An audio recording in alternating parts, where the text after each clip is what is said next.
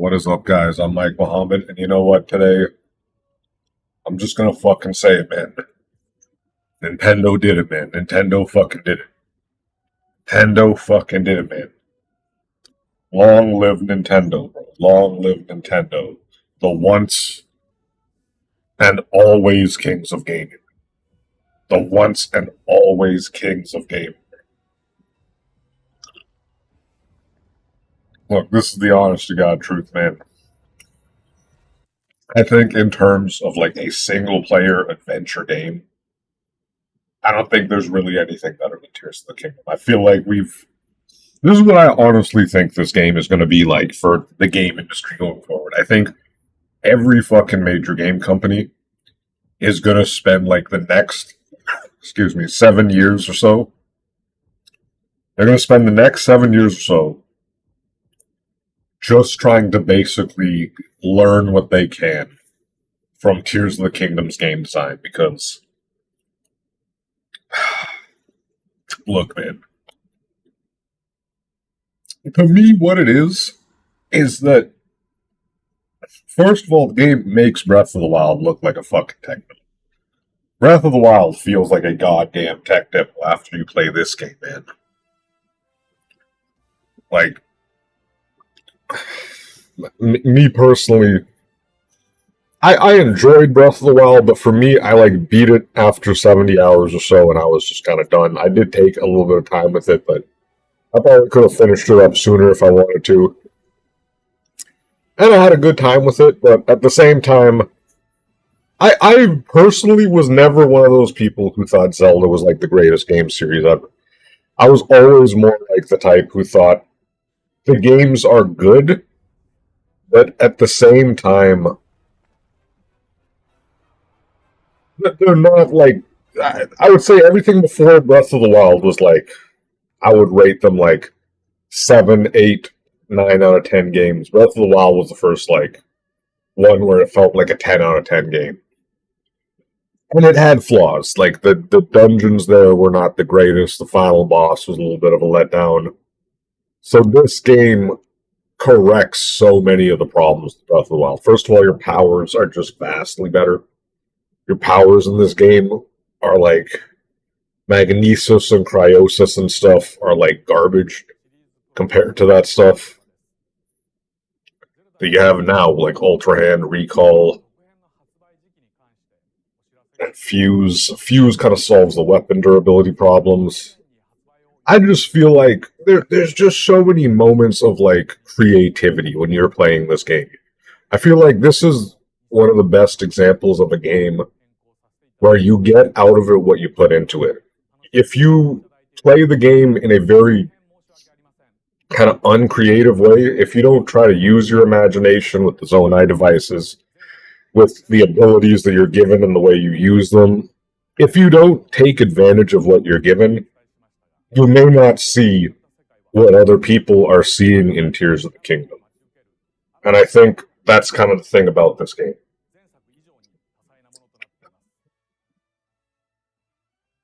For me, I just find like so many of the puzzles, I feel like I end up finding a solution that's not really what you were intended to do.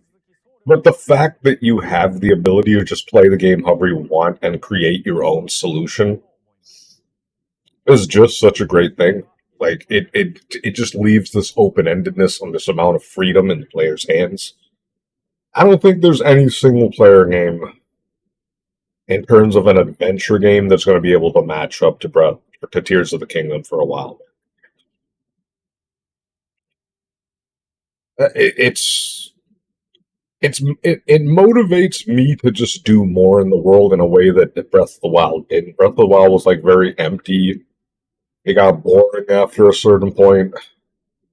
Tears of the Kingdom just leaves all kinds of stuff for you to do everywhere. And it really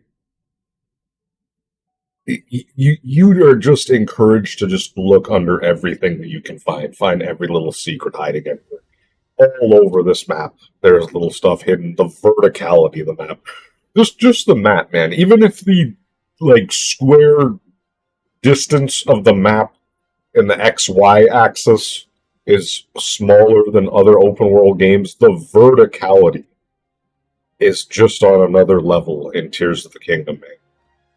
The verticality adds so much to the exploration of the gameplay and the temple design in this game. I don't know, man. Like, I've put in 70 hours now, and I'm already sure this was the best single player, like the best adventure game ever made. But at the same time, yeah, maybe later on, if I've ever end up completing close to 100% of the game or the major brunt of the game, maybe I'll come at it from a different angle. Maybe my mind will have changed. But honestly, man, Tears of the Kingdom, it's going to go down as one of those legendary games. I expect this to have like a crazy run at the Game Awards. I expect this game to win like more Game awards in 1 year than like any other game, probably. It's it really just boils down to you're either playing Tears of the Kingdom or you're not playing it. Most of the like almost every single person I know of who's played this game seems to have a positive perception of it. Any kind of negativity towards the game I'm seeing is mostly coming from either people who haven't played it or like fanboys of another platform.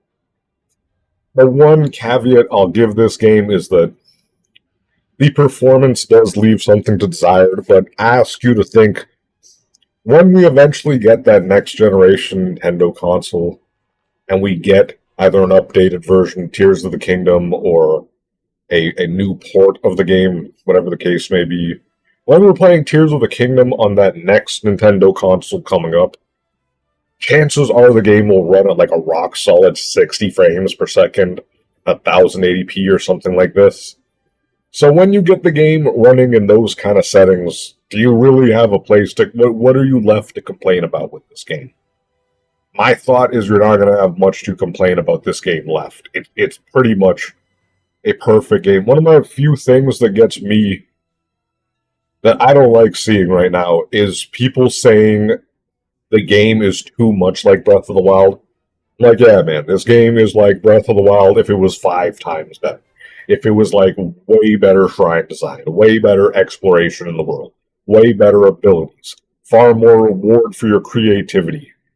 Game is kind of like Roblox or Minecraft, where I think especially maybe the younger players will find a way to really give this game a level of longevity with their creativity and creating new things in the game world with the Zonai devices and so on. I think this game's legacy has yet to be seen, man. I think in 10 years, we're going to look back at Tears of the Kingdom as like one of these just big moments in gaming that kind of changed everything. Because all these other game companies are always copying Nintendo, man. They've always kind of followed the trends that Nintendo innovates. And I feel like Tears of the Kingdom as a game is like one of those moments. And there's probably we could see potentially in the next few years games that surpass Tears of the Kingdom. Possibly, I would, I actually would like to see that. I'm doubtful it will happen because very few companies have the level of polish and the level of like devotion to making a single game good, no matter how long it takes. With stuff like Metroid Prime 4 or this game, which took a damn long time to come out. Prime 4 unfortunately didn't have the best starting base with the first version of that game. This game, when you think about it, really, it's been in development for like 11 years, man. Because they spent 5 or so years, from what I understand, making Breath of the Wild. And then they took Breath of the Wild and spent 6 years to make this.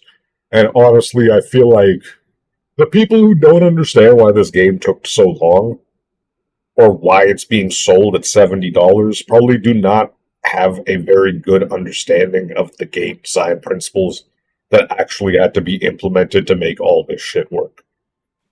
Stuff like Recall, Ultra Hand, how it just makes everything work somehow with that green super glue. It's a miracle. This game is just something that honestly feels miraculous in gaming. It feels like I don't know. It's like a second coming of Christ moment in gaming. We're probably never gonna see another game like this come out for a while. The only game I can think of that's gonna be as big as this game is when GTA 6 inevitably comes out in a year or two. But yeah, like other than that, Tears of the Kingdom, man. What a goddamn game. I'm Mike Muhammad. Thanks for watching.